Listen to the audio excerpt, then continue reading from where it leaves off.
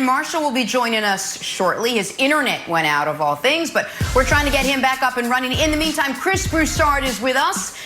Broussard, let's talk some Sixers. They've got a bunch of decisions to make coming up here in the next couple of weeks. Another year, another season, not making it past the second round. For now, former head coach Brett Brown, a 12-14 playoff record. Now, former head coach, rather. So he was promptly let go yesterday after 7 seasons at the helm there in Philadelphia. So, Nick, let's start with you. The Sixers have problems. We know that all across the board. I'm wondering how much of those problems this year do you place on the shoulders of Brett Brown? Well, listen, I think they were justified in firing him. And I think they needed a change. And Brett Brown has coached a couple playoff series against Brad Stevens and has been depanced in both of them, to be totally honest. So that ain't great. And I know they didn't have Ben Simmons, but you can't get swept. So Brett Brown, no tears here for Brett Brown, as good of a man as he does appear to be. But the biggest fault does not lie with Brett Brown. In fact, I would put Brett Brown 4th in line of people I'm holding to task for what's happened to the Sixers. At the top of that list, I would hold their 2 highest paid employees, or soon to be highest paid employees, in their 2 superstars. So set Tobias Harris aside for a moment. Joel Embiid and Ben Simmons. Joel's got to mature. Ben Simmons got to mature. Like, listen, I did a whole rant a couple weeks ago about how give me an NBA superstar that hasn't gotten himself in shape, that gotten his body right in defense of Zion. And I was thinking about it yesterday. I'm like, oh, the best counter to that is Joel. Because Joel looks tired by the second quarter of these playoff games, and that's been a concern and a knock with him since he was drinking Shirley Temples by the dozen as a rookie, and people in Philly were like, oh boy, this ain't great.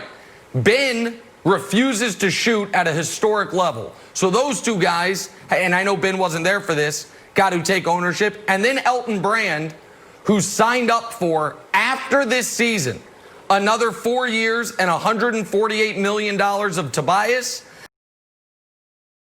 and another 3 years and $81 million of Al Horford.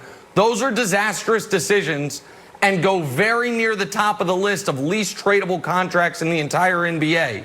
So, Broussard, I think they were justified in firing Brett Brown, but this is not you mentioned earlier, Mark Jackson and Steve Kerr. This is not a situation where you, or Dwayne Casey, who I think is a very good coach, to Nick Nurse, where you fire the coach and next year, boom, this team is fixed. It is far from that. They have much further structural issues, Broussard. Well, they wouldn't be fixed no matter who the coach is in terms of they're going to win the championship next year, which is what we saw with Golden State and Toronto in the cases you mentioned. However, and I'll give you this, the blame goes to everybody. Joel Embiid has not shown the commitment or leadership of a winner. So you need him to get more committed, get in better shape. And for goodness sake, Joel, stay on the block. All right, even when Ben Simmons was not there, he's floating around on the 3-point line. He's letting Daniel Theis or whoever push him out to 15, 16 feet on his post-ups. Enough of that. So Joel is not blameless. Ben, as you mentioned, forget about hitting the 3-pointer. Just take it. Just take it, Ben. And this is a serious flaw for him. So those guys are not blameless. And you mentioned Elton Brand and the moves for Horford and Tobias Harris. However, and you can kill those moves all you want, but the fact is, when you look at this roster in Philadelphia, what do you see, Nick?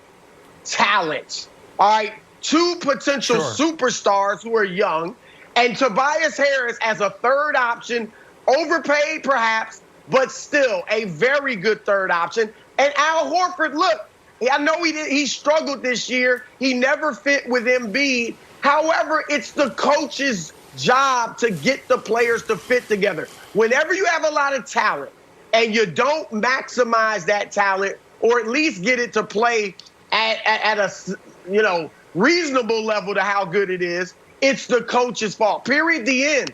So no one's blameless, but Brett Brown is the #1 target because he failed to get those guys to play at their highest level. Well, then, Wildes, I got a question for you. which is you look around the league right now, there are 3 job openings that all some would argue are premier spots. The Pelicans with Zion, that flexibility, I think an excellent general manager. The Nets with one of the 3 best players in the league and Kyrie Irving. We're yet to see them play together, but we imagine it'll be great. And then the Sixers with, as Broussard mentioned, all that talent. If you're the number 1 coach on the market, how do you look at the Sixers in comparison to the other opening jobs, most notably the Pelicans and the Nets? Yeah, so I took a shot at this. I tried to make up the ZipRecruiter job posting for the Sixers if they're trying to entice Jay Wright, who I don't think is going to go, or Ty Lue, who seems like he can pick between 3 jobs. And this is how the interview would go. Hey, our decades-long rival just swept us out for the first time in the history of our rivalry. It goes back to like Wilt and Bill Russell. We mostly blame the coach for organizational failures. We're pretty much always injured, you know. We're still blaming the coach. Our core only played about 20 games together, but that doesn't matter. It's still Brett Brown's fault. Our point guard /4 refuses to shoot the 3. He also just had a loose body removed from his knee, whatever that means. We're not big on the 3 ball at all. We don't have any real shooters. We let one of the best shooters of all time, J.J. Redick, walk so we could bring in now Horford, who doesn't really work. We also brought in Tobias Harris, doesn't really work. Overpaid for both of them. Our front office is a mess. We don't even know if our GM's going to be fired. In our ownership group, it's a group talks about making decisions by consensus.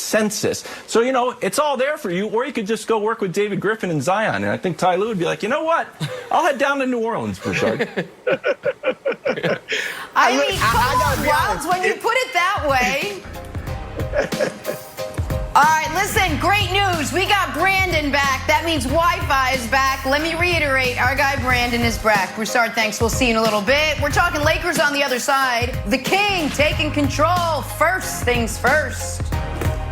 Wait.